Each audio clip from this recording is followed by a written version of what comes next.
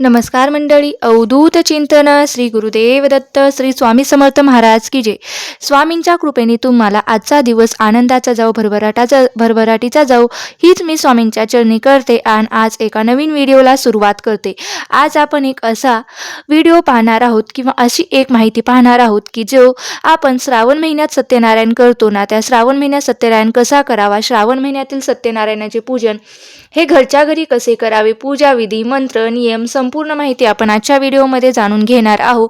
आणि तसं सत्यनारायणाचं महत्त्व काय, तर बघा, दारिद्र्यता दूर करणारे असे हे व्रत संतान प्राप्तीसाठी, कर्जमुक्तीसाठी, स्वतःचं घर होण्यासाठी किंवा मुलांना त्यांच्या मनासारखा जॉब मिळावा यासाठी, आपण उद्योगधंदा, व्यवसाय, नोकरीमध्ये त्यांची प्रगती व्हावं, प्रमोशन व्हावं, याबरोबरच तुमच्या मनातील ज्या कोणत्या इच्छा अपेक्षा असतील त्या पूर्ण होण्यासाठी तुम्ही हे व्रत करू शकता. स्वतःसाठी किंवा आपल्या घरातील इतर मंडळीसाठी संकल्पयुक्त सुद्धा तुम्ही हे व्रत करू शकता. श्रावण महिन्यामध्ये कोणत्याही दिवशी, कोणत्याही वारी एक का होईना सत्यनारायण आपल्याला आपल्या वास्तूमध्ये, घरामध्ये आवर्जून करायचा असतो. याचबरोबर श्रावण पौर्णिमेपासून म्हणजेच नारळी पौर्णिमेपासून म्हणजेच रक्षाबंधन पासून ते संकल्पयुक्त स्वतःसाठी किंवा घरातील इतर मंडळीसाठी तुम्ही 21, 11, 51 किंवा 108 सत्यनारायण करायला सुद्धा सुरुवात करू शकतो. फक्त प्रत्येक महिन्याच्या पौर्णिमेशी तुम्हाला सत्यनारायण हा करायचाच असतो. तरी सुद्धा आपण श्रावण पौर्णिमेपासून सुद्धा तुम्ही सुरुवात करू शकता. तर बघा, सत्यनारायण पूजन करण्याची योग्य वेळ कोणती, प्रत्येक पौर्णिमेला तुम्ही सत्यनारायण यापुढे कसा करणार आहात, सत्यनारायण करताना तुम्हाला कोणती पोथी लागणार आहे, कोणती आरती म्हणायची आहे, अशा बरेच प्रश्न तुमच्या मनात पडलेले असतात. तसेच सत्यनारायणाच्या आदल्या दिवशी काय करायचं असतं, मग दुसऱ्या दिवशी संपवतो, मग अशा वेळेला प्रश्न पडतो की आपण सत्यनारायण नेमका कधी करायचा असतो. याचबरोबर सत्यनारायणाच्या दिवशी म्हणजेच प्रत्येक पौर्णिमेला उपवास धरला जातो का, अशी बरीच माहिती आपण या व्हिडिओमध्ये पाहणार आहोत. त्यामुळे तुम्हाला काय करायचं आहे तर व्हिडिओ स्किप न करता शेवटपर्यंत नक्की ऐकायचं आहे आणि पाहायचं आहे. तसेच सत्यनारायण व्रत हे पुरुष, स्त्री, महिला तुमच्या घरातील कोणत्याही एका व्यक्तीने केलं तरी सुद्धा चालतं. तुमच्या घरातील मुलं मुली असतील तर त्यांनी सुद्धा केलं तरीही चालतं. त्यामुळे घरामध्ये सुख, शांती, समृद्धी राहावी यासाठी तुम्ही तुमची जी काही इच्छा असेल ती सर्व बोलून तुम्ही हे व्रत करू शकता. फक्त तुम्हाला श्रावण महिन्यामध्ये एकदा सत्यनारायण करायचं असेल तर संकल्प वगैरे करण्याची काही गरज नाही. सत्यनारायण सुरू करण्यासाठी फक्त तुमची जी इच्छा असेल ना ती तुम्हाला बोलून दाखवायचं आहे. भगवान विष्णू, माता लक्ष्मीला प्रार्थना करू शकता आणि माझ्या घरामध्ये धन, धान्य, ऐश्वर्य कायम टिकून राहू दे, धनधान्याची भरभराट होऊ दे, मला व माझ्या परिवाराला उत्तम आरोग्याची, दीर्घ आयुष्याची प्राप्ती होऊ दे. आणि सत्यनारायण तुम्ही करू शकता. पण जर तुम्हाला संकल्पयुक्त 11, 21, 51, 108 सत्यनारायण करायचे असतील तर तुम्हाला सुरुवातीला संकल्प करावा लागेल. संकल्प कसा करायचा हे तर मी माझ्या ऑलरेडी माझ्या चॅनलवर टाकलेला आहे, तो तुम्ही पाहू शकता. तर आता संकल्प करून तुम्ही या व्रताची सुरुवात करू शकता. याचप्रमाणे जर तुम्हाला या नारळी पौर्णिमेपासून प्रत्येक पौर्णिमेला सत्यनारायण करायचा असेल तर त्यासाठी सुद्धा तुम्हाला संकल्प करावा लागेल. आता संकल्पामध्ये तुम्ही किती पौर्णिमा सत्यनारायण करणार आहेत याचा मात्र उल्लेख आवर्जून करायचा आहे. प्रत्येक पौर्णिमेला घरच्या घरी सत्यनारायण करायचं असेल तर तुमच्या घरातील कोणत्याही एका व्यक्तीने सत्यनारायण केला तरीही चालतो, काही होत नाही. लग्न झालेल्यांनीच करावं असं काही नाही, बिना लग्नाच्यांनी सुद्धा केलं तरीही चालतं, त्यांनी सुद्धा करावं, कोणतंही काही बंधन नाही. घरातील कोणत्याही एका व्यक्तीने जरी आपल्या घरामध्ये प्रत्येक पौर्णिमेला सत्यनारायण केला किंवा संकल्पयुक्त तुम्ही सत्यनारायणाचं व्रत केलं तरी खूप चांगला बदल हे आपल्या घरामध्ये येत असतोय. या दिवसामध्ये तुम्हाला बघायला मिळेल की सत्यनारायण पूजा तुम्ही तुमच्या देवघरामध्ये किंवा तुमच्या घरामध्ये जिथे कुठे मोकळी जागा असेल तिथे तुम्ही करू शकता. सत्यनारायण पूजेसाठी तुम्ही पूर्व पश्चिम बसू शकता. जिथे तुम्ही सत्यनारायण पूजेची मांडणी करणार आहात ती जागा स्वच्छ करून तुम्हाला घ्यायची आहे. त्या जागेवर एखादा चौरंग किंवा पाट मांडायचा आहे, त्यावर वस्त्र अंथरून घ्यायचं आहे. सत्यनारायण भगवानांचा फोटो, सत्यनारायणासाठी लागणारे बरेच जे साहित्य असतं ना ते आपल्याला सर्व जवळ घेऊन बसायचं आहे. सत्यनारायण करायचं आहे असं काही बघा, तुमच्या घराच्या आजूबाजूला जिथे कुठे पूजा साहित्याचे दुकान असेल तिथे तुम्हाला जायचं आहे, फोटो आणावा लागेल. त्यानंतर येणाऱ्या पौर्णिमेपासून तुम्हाला या व्रताला सुरुवात करू शकता. सुरुवातीला भिंतीला मागे टेकून सत्यनारायण भगवानाचा फोटो ठेवायचा आहे, त्यावर थोडीशी गव्हाची रास टाकायची आहे, त्यावर एक तांब्याचा तांब्या ठेवायचा आहे आणि नंतर तांब्याच्या तांब्यामध्ये कंठापर्यंत पाणी भरून घ्यायचं आहे. त्या पाण्यामध्ये हळद, कुंकू, थोडंसं अक्षदा, फूल वगैरे, ₹1 नाणं, सुपारी टाकायचं आहे आणि 5 दुर्वाया टाकायच्या आहेत. तसेच त्यावर नागवेलीची म्हणजे खायची पानं ठेवायची आहेत. नागवेलीची पानं नसतील तर आंब्याची पानं ठेवली तरी सुद्धा चालतं. त्यानंतर समोर आपल्याला उजव्या हातानं 2 विड्याची पानं हे देवाकडे देठ करून ठेवायचे आहेत. त्यावर थोडेसे तांदूळ आणि 1 सुपारी. ही पहिली विड्याच्या पानावर जी आपण सुपारी ठेवली आहे ना, ती गणपती बाप्पाची सुपारी आहे.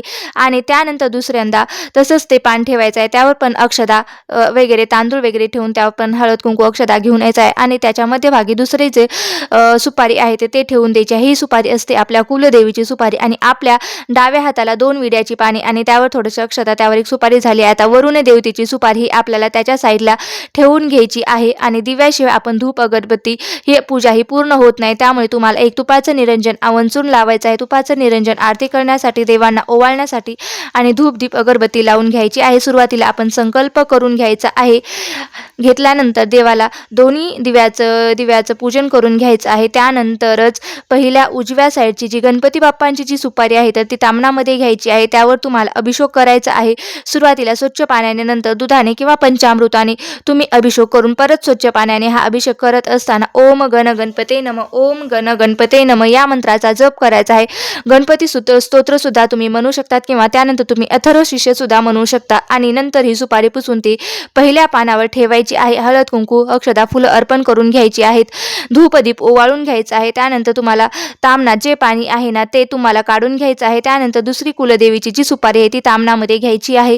तिला पण पहिल्यासारखं सुपारीवर अभिषेक करायचा आहे. सुरुवातीला स्वच्छ पाण्यानंतर दूध आणि पंचामृताने स्वच्छ अभिषेक करून घ्यायचे आहेत. पाण्याला कुलदेवीच्या सुपारीवर अभिषेक करताना ओम श्री कुलदेवतीय नम, ओम श्री कुलदेवताय नम, ओम श्री कुलदेवताय नम या मंत्राचा जप करायचा आहे. तुम्हाला कुलदेवीचा मंत्र येत असेल तर तोही तुम्हाला करायचा असेल किंवा तुम्हाला तो येत नसेल तर तुम्हाला मंत्र सुद्धा म्हणू शकता. ओम ह्रीम क्लीम चामुंडाई विच्चे असं म्हणत सुपारीला स्नान घालून घ्यायचं आहे. स्वच्छ पुसून घ्यायची आहे. ती जागेवर ठेवून घ्यायची आहे. हळद, कुंकू अर्पण करायचं आहे. फुलं अर्पण करायचे, धूपदीप ओवाळून घ्यायचं आहे. त्यानंतर हे पाणी काढून घ्यायचं आहे आणि तामणात आपली तिसरी म्हणजे डाव्या हाताची वरुण देवतेची सुपारी घ्यायची आहे. त्यावर सुद्धा अभिषेक करायचा आहे. अभिषेक करत असताना ओम श्री वरुण देवताय नम, ओम श्री वरुण देवताय नम हा मंत्र म्हणायचा आहे. सुपारी स्वच्छ पुसून घ्यायची आहे. ती पाण्याच्या विड्यावर ठेवायची. हळद, कुंकू वगैरे अर्पण करून घ्यायचे. फुलं अर्पण करायची. धूपदीप अगरबत्ती ओवाळून घ्यायचं. त्यानंतर कलशावर ठेवलेले जे बाळकृष्ण भगवान आहेत ना ते तामणामध्ये घ्यायचं.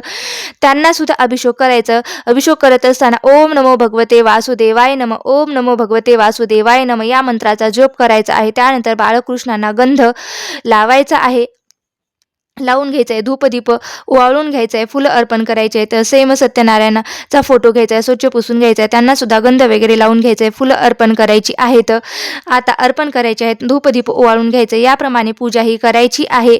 हार वगैरे आणला असेल तर तो तुम्हाला हार वगैरे घालायचे आहे. आता समजा जर तुम्ही 11, 21, 51 किंवा 108 सत्यनारायण करत आहात तर ही पूजा ही जेवढ्या दिवसांचा तुम्ही संकल्प केलेला आहे तेवढ्या दिवस तुम्हाला उचलायची नाहीये. दररोज पहिल्या दिवशी आपण पूजा मांडणी केलेली आहे तिथे बसून याच प्रकारे तुम्हाला पूजा करायची आहे. फक्त हळद, कुंकू अर्पण करायचे, कथा वाचायची आहे आणि नंतर आरती करायची आहे.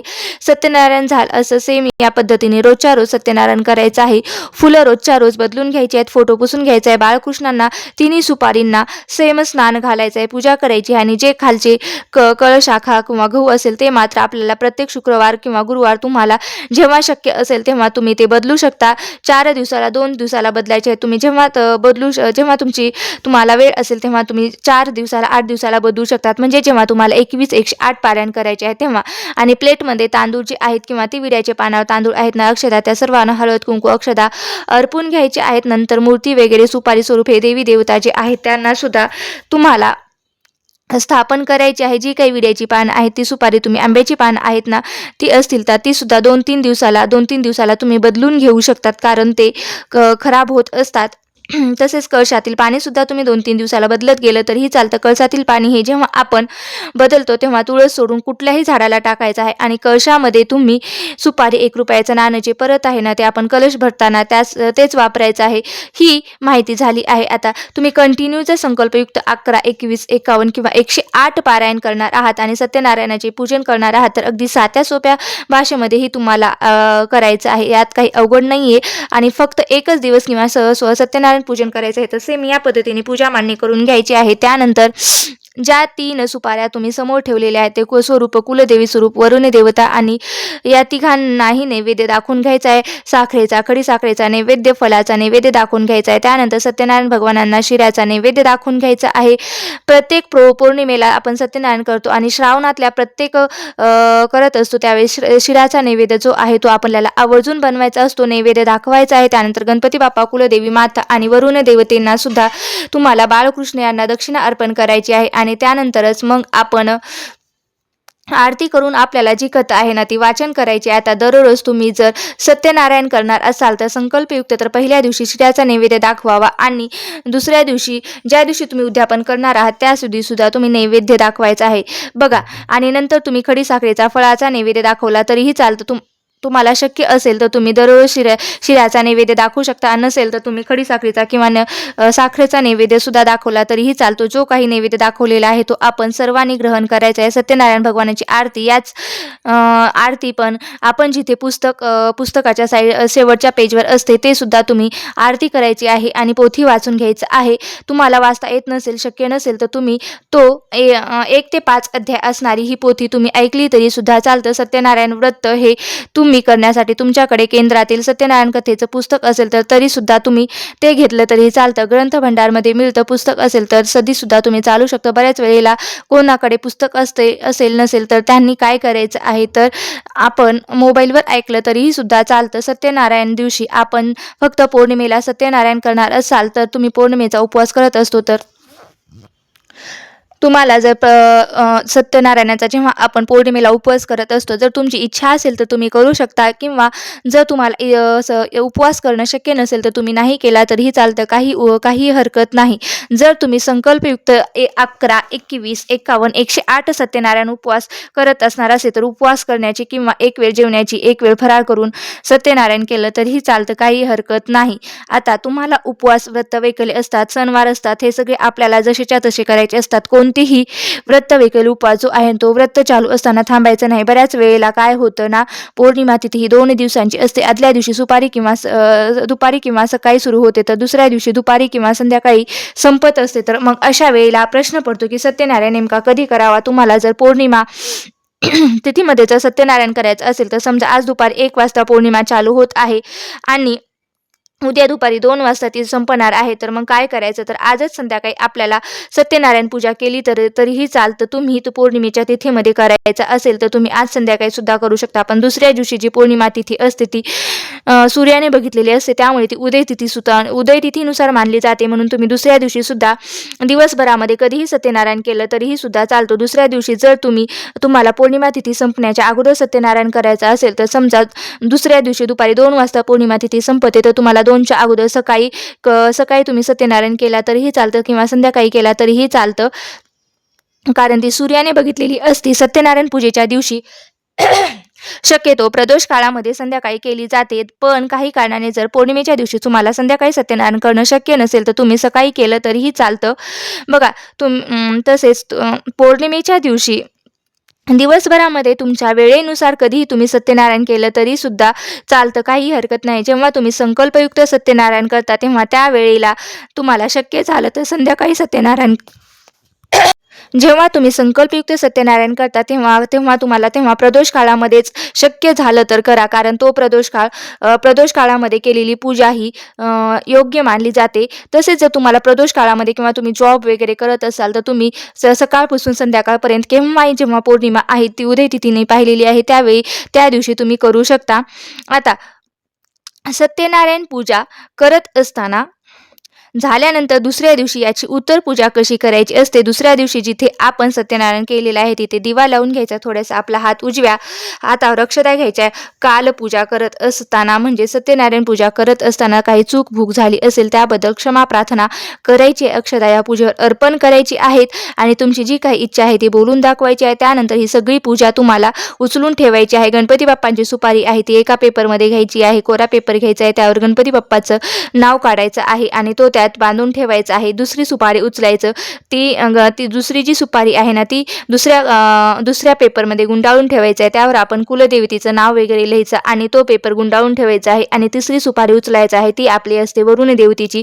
त्यासाठी पण एक सेपरेट कागद घ्यायचा पांढरा आणि त्यावर वरुण देवतेचं असं नाव लिहायचं आहे आणि ती पण त्यामध्ये गुंडाळून ठेवायची आहे. यानंतर प्रत्येक पौर्णिमेला तुम्ही सत्यनारायण करत असताना त्याच सुपाऱ्या त्याच जागेवर परत ठेवायच्या आहेत. असं करायच्या, सगळ्या मिक्स ठेवायच्या. आणि वेळेस गणपती बाप्पा म्हणून ज्या सुपारीची पूजा केली आहे पुढच्या वेळेस कुलदेवतेची म्हणून असं होता कामा नये, म्हणून आपण वेगवेगळ्या करून ठेवलेल्या बऱ्या, आणि जेणेकरून आपल्याकडून चूक होणार नाही, म्हणून हे सेपरेट हे ठेवायचे आहेत. आणि तुम्हाला लक्षात राहत नसेल अशा प्रकारे त्या सुपारी वेगवेगळ्या ठेवायच्या आहेत. तसेच आपण जे गहू ठेवलेले होते ना ते गहू आपल्याला आपल्या धान्यामध्ये टाकायचे आहेत. आणि वरती बाळकृष्णाच्या खाली जे तांदूळ ठेवलेले आहेत तर ते आपण साठवणीच्या तांदळामध्ये टाकले तरीही चालतील, किंवा त्याचा भात करून खाल्ला तरीही चालतं, किंवा तुम्ही पक्ष्यांना खाऊ घातलं तरीही चालतं.